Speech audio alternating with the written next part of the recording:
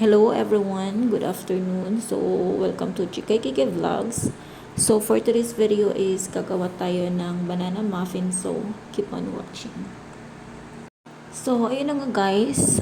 For a banana muffin, kailangan lang natin ng dalawang saging, all-purpose na flour, baking powder, vanilla flavor or vanilla extract, brown sugar, egg, isang egg lang guys.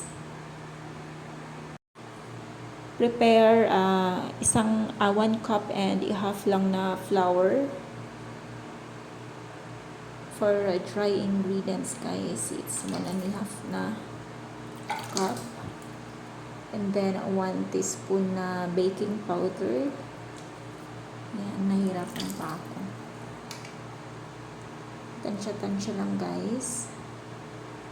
And then, kailangan mo lang siyang i-mix.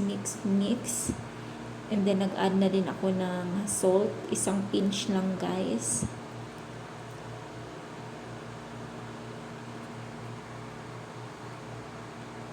Tapos, pag halu-haluin, kung meron kayong strainer, gumamit kayo ng strainer para walang buo-buo sa harina.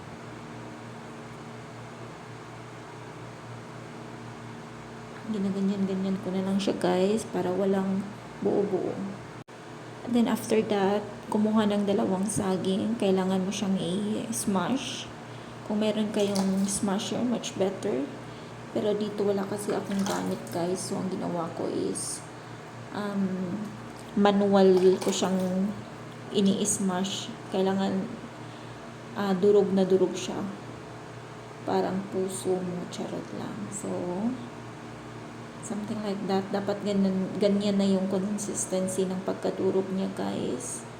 Then after that, lagay ng vanilla extract. Isang teaspoon na vanilla extract. And then 1/3 na cup ng oil.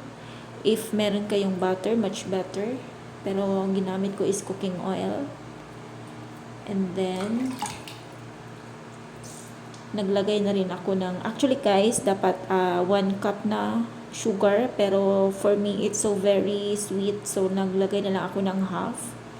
Kayo na magtansya-tansya guys, kung mahilig kayo sa sweets or not. Ayaw kasi namin dito ng sweets, and then isang egg lang guys. And then, after that, i-mekos-mekos lang natin mga rema. Kailangang ma-mix ng maayos guys para matunaw yung sugar and ma-mix lahat ng mga wet ingredients. Ano ba yan? Nahirapan ako mag-face over. Mekos-mekos lang yan mga par. Anyway, wala nga pala akong mga chocolates na chips. So, ang ginawa ko is nag-blend ako or durog ako ng bar ng chocolates. Binlend ko lang para meron akong chocolate, and then hinalo ko siya sa aking mixtures na saging. And then after that, nilagay ko yung wet doon sa flour. I-mix lang guys. Kailangan ma-mix ng maayos para walang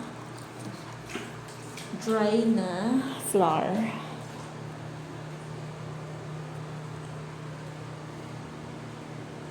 I-mix lang. Halo to the highest level. Mas maganda to guys kapag meron kayong mixer. Pero okay din naman kahit wala. So, kailangan lang ng sipag. So, malapit na siyang matapos. And then after that, kapag na-mix mo na lahat, wala nang nakikitang harina, ilagay yung dinurog na mga chocolates. It's optional guys. Pwedeng hindi rin maglagay. And then after that, pin-prepare ko yung aking mga molder. Hindi siya dapat punuin kasi tutubo pa siya. nasa mga, basta sakto lang guys, huwag masyadong puno. Kasi kapag na-steam na yan siya guys, tutubo yan siya. So, after that, after malagyan lahat, kailangan lagyan mo lahat para hindi sayang yung space.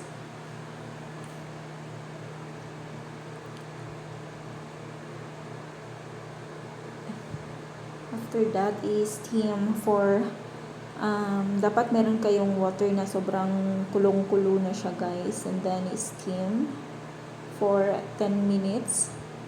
And then takpan ng, tinatakpan ko siya ng towel para hindi malagyan ng tubig yung aking muffin. And then after 10 minutes, open sesame and it's done. Tingnan nyo guys, sobrang ganda. It's so perfect. Sobrang bilis lang niya guys. Dapat tusukin mo siya ng toothpick. Dapat wala nang nasamang basa. So for me, hindi ko na siya tinusok kasi alam ko naman yung na saktong-sakto lang. Sobrang init guys. Pero luto na yan siya. See?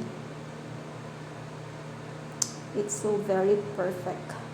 So ayan na po yung ating banana muffin. It's done. And it's so yummy. It's very healthy. Sobrang tipid. And this mixtures is nakagawa ako ng nasa mga 18 na muffin. So, meron ka ng merienda and it's very swak. Pwede din po pang baon ng mga bata, mga anak nyo guys. But for us, ginawa namin siyang pang merienda.